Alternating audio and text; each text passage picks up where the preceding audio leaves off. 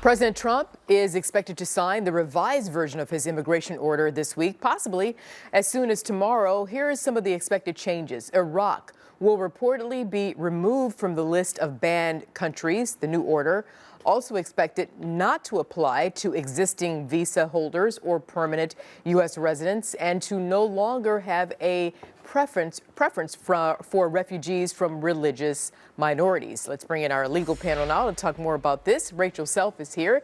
She's a trial attorney. Richard St. Paul also here, a defense attorney and a member of the Republican National Lawyers Association. Richard, so I'm going to start with you. So do you think this revised version is hitting the right notes, and is the crafting of it still very crucial?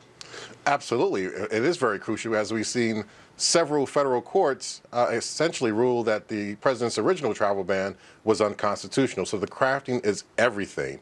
And now we have something that is a little less broad in terms of its implementation and its effect. The new executive order is expected to, one, as you said, take Iraq off the list.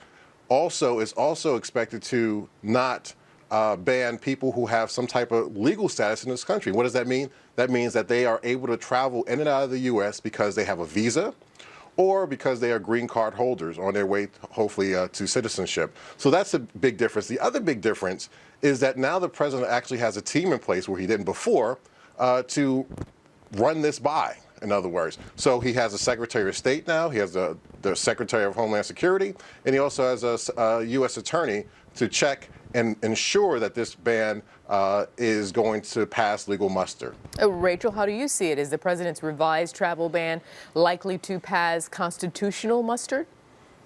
Yes, I do believe it will pass constitutional muster, because he's still allowing visa holders and green card holders entry. He's not going to deal with the same equal protection and due process concerns as he did the first time around, because he's not preferring one religion over another religion. He's not going to deal with the same First Amendment issues this time around. So it seems as though he's been speaking with some people and realizes that the separation of powers is a real thing.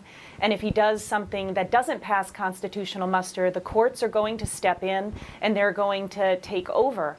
And he really should be running these things by White House counsel and other experts to help him craft and draft things that will fall within the purview of his powers under executive orders. So, Richard, what about the court of public opinion? I mean, can the president still sell this travel ban as a necessary tool to ensure national security?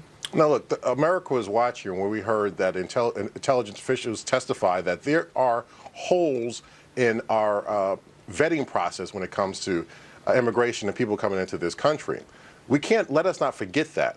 And the president he can sell this as one of the first steps into what he calls extreme vetting. So certainly, yes, this travel ban is part of that package of extreme vetting. And you'll see other immigration, such as the wall and other immigration issues, come into play as we move on into this administration.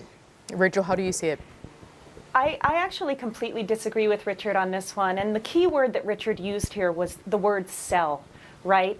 And the thing is, we shouldn't be needing to sell this to anybody. It should actually make sense. And if people pay very close attention to it, if safety is the primary concern, Saudi Arabia, Egypt, Lebanon, United Arab Emirates, Pakistan, Russia, the countries where the terrorists on 9/11 and subsequent terrorists post 9/11 came from are those countries. None of the countries on this travel ban list are the countries that those terrorists and subsequent terrorists came from. So President Trump, absolutely, he's an amazing salesman. He will be able to sell this to people who are genuinely afraid and have concerns. But if people look at it closely, they'll realize that this doesn't address those concerns. And Rachel, staying with you for a moment on that same topic, that there are reports that say many of those who are radicalized, they're already here. They're already citizens on some level. Exactly. In fact, there was a recently leaked report that came out that indicated it was from all of the major players, the intelligence agencies indicated that the people that actually are radicalized have been here already for many, many years, sometimes in upwards of 7 or 8 years. So this isn't necessarily going to address those concerns. And when you look at regulation, over-regulation is a concern as well. If you think about it, taking, for instance, regulation of guns, right? You have this desire to over-regulate guns, and the people who own guns say, no, you don't understand. Guns aren't what kill people. Let me stay on topic. I'm sorry, Rachel, because I've got to get Richard in No, here. that's fine. But what I'm saying is I'm sorry, Arthur Thel. What I'm saying is over-regulation. The bottom line is the bad apples are still going to sneak in, whether there's regulations in place or not. If people really want to mess with us, they're going to be able to do so. And what happens here is the wrong people are getting stopped. Richard, you get the last 20 Let seconds. me just say really quick, I said this is a step in the right direction. Look, the reason, to Rachel's point, the reason that we have people in this country who are radicalized is because we didn't have extreme vetting in place. We didn't have that here. Under any other presidential administration, people were sneaking into this country, getting into this country, and getting radicalized. They were predisposed to this. We didn't have that extreme vetting. This is the one step in the right direction. With this travel ban that the president is going to sign with the executive order, there will be other executive orders or other actions taken so that people aren't able to get in this country who are going to hurt us.